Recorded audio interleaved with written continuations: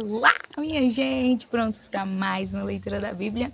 Hoje estaremos lendo o capítulo 4 dos livros de Gênesis, Mateus, isso mesmo, Esdras e depois Atos dos Apóstolos. Muito bom saber que vocês estão perseverando já há 4 dias com hoje. Quero ver os 366 dias do ano. E aí, a proposta de fato da leitura é para que aconteça em 365 dias do ano. Mas a gente imagina aí, já se planeja para todos os dias do ano. Muito provavelmente, a gente já conclui ali no dia 30 de dezembro. Tá certo demais. Vamos falar com o Senhor antes de iniciarmos. Já abram a Bíblia de vocês aí em Gênesis, primeiro livro da Bíblia, capítulo 4. Vamos orar. Pai amado, Deus maravilhoso, Pai soberano e fiel, nós te louvamos, Santo Deus, pela tua bondade, pela tua graça, pelo teu poder, Santo Deus. Te pedimos que o Senhor misericordiosamente venha falar conosco e nos iluminar de forma que a gente venha compreender, ó Deus, aquilo que o Senhor já nos revelou, aquilo que o Senhor já nos abençoou por meio da tua palavra, por meio da tua Sagrada Escritura. Fala conosco, Deus. Nos ajuda a te ouvir de forma audível, clara, Santo Deus, e trata conosco quanto aquilo que necessitamos. É assim que nós te oramos e te agradecemos. Em nome de Jesus. Vamos lá? Capítulo 4 de Gênesis, que diz o seguinte: Adão teve relações com Eva, a sua mulher. Ela ficou grávida e deu à luz Caim. Então ela disse: adquiri um varão com o auxílio do Senhor. Depois deu à luz Abel, irmão de Caim. Abel foi pastor de ovelhas e Caim foi agricultor. Aconteceu que, ao fim de um certo tempo, Caim trouxe do fruto da terra uma oferta ao Senhor. Abel, por sua vez, trouxe das primícias do seu rebanho e da gordura deste. O Senhor se agradou de Abel e de sua oferta, mas de Caim e de sua oferta não se agradou. Caim ficou muito irritado e fechou a cara. Então o Senhor lhe disse: por que você anda irritado? Por que essa cara fechada? Se fizer o que é certo, não é verdade que você será aceito? Mas se não fizer o que é certo, eis que o pecado está à porta, à sua espera. O desejo dele será contra você, mas é necessário que você o domine. Caim disse a Abel, seu irmão: vamos ao campo. Estando eles no campo, Caim se levantou contra Abel, o seu irmão, e o matou. O Senhor disse a Caim: onde está Abel, o seu irmão? Ele respondeu: não sei, por acaso sou o guardador de meu irmão? E o Senhor disse: o que foi que você fez? A voz do sangue do seu irmão clama da terra a mim. E agora você é maldito sobre a terra, cuja boca se abriu para receber da sua mão o sangue do seu irmão.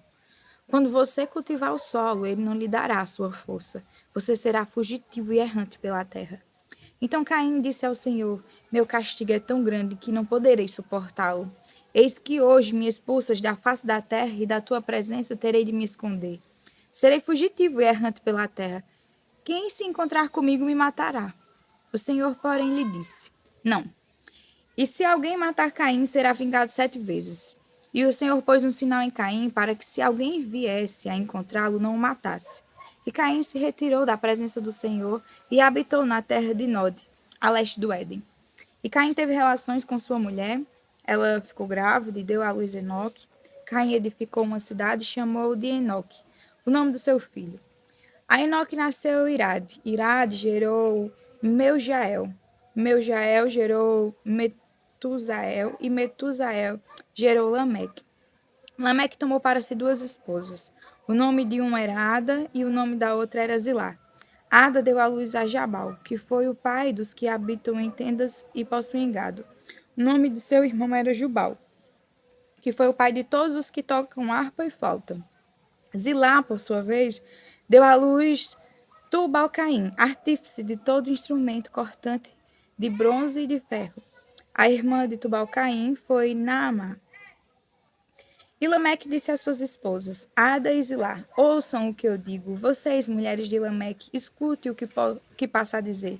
Matei um homem porque me feriu, e um jovem porque me machucou. Se Caim é vingado 7 vezes, Lameque será vingado 70 vezes 7. Adão tornou a ter relações com sua mulher. E ela deu à luz um filho, a quem pôs o nome de Sete, dizendo: Deus me concedeu outro descendente em lugar de Abel, que Caim matou. A Sete nasceu-lhe também um filho, o qual pôs o nome de Enos. Foi neste tempo que se começou a invocar o nome do Senhor. Agora, capítulo 4 do livro de Mateus, que diz o seguinte: A seguir, Jesus foi levado pelo Espírito ao deserto para ser tentado pelo diabo. E depois, a seguir, no caso, depois do seu batismo. E depois de jejuar 40 dias e 40 noites, teve fome. Então o tentador, aproximando-se, disse a Jesus: Se você é o Filho de Deus, mande que estas pedras se transformem em pães. Jesus, porém, respondeu: Está escrito: O ser humano não viverá só de pão, mas de toda a palavra que procede da boca de Deus. Então o diabo levou Jesus à cidade santa, colocou-o sobre o pináculo do templo e disse: Se você é o Filho de Deus, jogue-se daqui, porque está escrito: Aos seus anjos ele dará ordens a seu respeito, e eles o sustentarão nas suas mãos para que você não tropece em alguma pedra. Jesus respondeu: Também está escrito: Não ponha à prova o Senhor seu Deus. O diabo ainda levou Jesus a um monte muito alto, mostrou-lhe todos os reinos do mundo e a glória deles, e disse: Tudo isso lhe darei, se prostrado você me adorar. Então Jesus lhe ordenou: Vá embora, Satanás, porque está escrito: Adore o Senhor, seu Deus, e preste culto somente a ele. Com isto, o diabo deixou Jesus, e eis que vieram anjos e o serviram.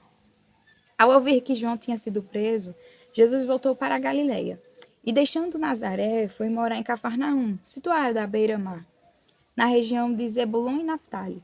Isso aconteceu para se cumprirem o que tinha sido dito por meio do profeta Isaías: terra de Zebulon, terra de Naftali, caminho do mar além de Jordão, Galileia dos gentios. O povo que vivia entre trevas viu grande luz, e os que viviam na região e sombra da morte, resplandeceu-lhes a luz.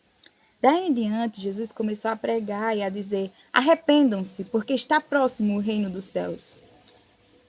Caminhando junto ao mar da Galiléia, Jesus viu dois irmãos, Simão, chamado Pedro, e André. Eles lançavam as redes ao mar porque eram pescadores. Jesus lhes disse: Venham comigo e eu os farei pescadores de gente. Então eles deixaram imediatamente as redes e o seguiram. Pouco mais adiante, Jesus viu outros dois irmãos, Tiago, filho de Zebedeu, e João, o irmão dele. Eles estavam no barco, em companhia de seu pai, consertando as redes, e Jesus os chamou.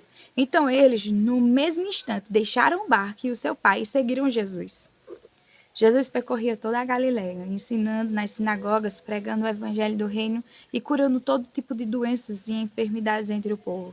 E a sua fama correu por toda a Síria. Trouxeram-lhe então todos os doentes, acometidos de várias enfermidades e tormentos, endemoniados, epiléticos e paralíticos, e ele os curou. E da Galiléia de Decápolis, de Jerusalém, da Judéia e do outro lado do Jordão, numerosas multidões o seguiam. Capítulo 4 do livro de Esdras, que diz o seguinte: Quando os adversários de Judá e Benjamim ouviram que os que haviam voltado do cativeiro estavam reconstruindo o templo do Senhor Deus de Israel, aproximaram-se de Zorobabel e dos chefes das famílias e lhes disseram: Deixem-nos ajudar na construção, porque buscaremos o mesmo Deus que vocês buscam. Já temos oferecido sacrifícios a ele desde os dias de Esar-Ardom, rei da Síria, que nos fez vir para este lugar. Porém, Zorobabel, Jesui e outros chefes de famílias de Jerusalém responderam: Vocês não têm nada a ver conosco na construção do templo ao nosso Deus. Nós mesmos, sozinhos, vamos construí-lo ao Senhor, Deus de Israel, como Ciro, rei da Pérsia, nos ordenou. Então o povo da terra começou a desanimar o povo de Judá, perturbando-o no trabalho de construção. Contrataram conselheiros para frustrar o plano deles. Fizeram isso durante todo o reinado de Ciro, rei da Pérsia, até o reinado de Dário, rei da Pérsia. No começo do reinado de Assuero, escreveram uma acusação contra os habitantes de Judá e de Jerusalém.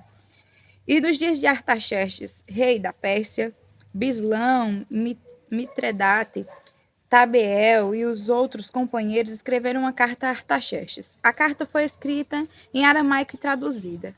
Reum, o comandante, e Sinzai, o escrivão, escreveram uma carta ao rei Artaxerxes contra Jerusalém.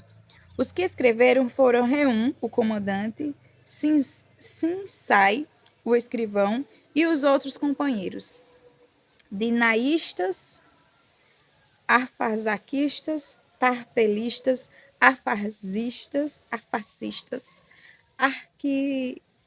arquivistas, babilônios, susanquitas, deavitas, elamitas e outros povos, que o grande e afamado Osnapar deportou e fez habitar na cidade de Samaria e em outros lugares deste lado do Eufrates. Eis o teor da carta endereçada ao rei Artaxerxes. Ao rei Artaxerxes, de seus servos, os homens deste lado do Eufrates, e em tal tempo. Seja do conhecimento do rei que todos os judeus que saíram daí vieram a Jerusalém. Eles estão reconstruindo aquela cidade rebelde, estão restaurando as muralhas e reparando os seus fundamentos. Saiba ainda, ó rei, que se aquela cidade for reconstruída e as muralhas forem restauradas, eles não pagarão os direitos, os impostos e os pedágios, e assim causarão prejuízo ao rei. Agora, como somos assalariados do rei e não queremos ver a desonra dele, por isso mandamos este aviso ao rei, para que faça uma investigação no livro das crônicas de seus pais.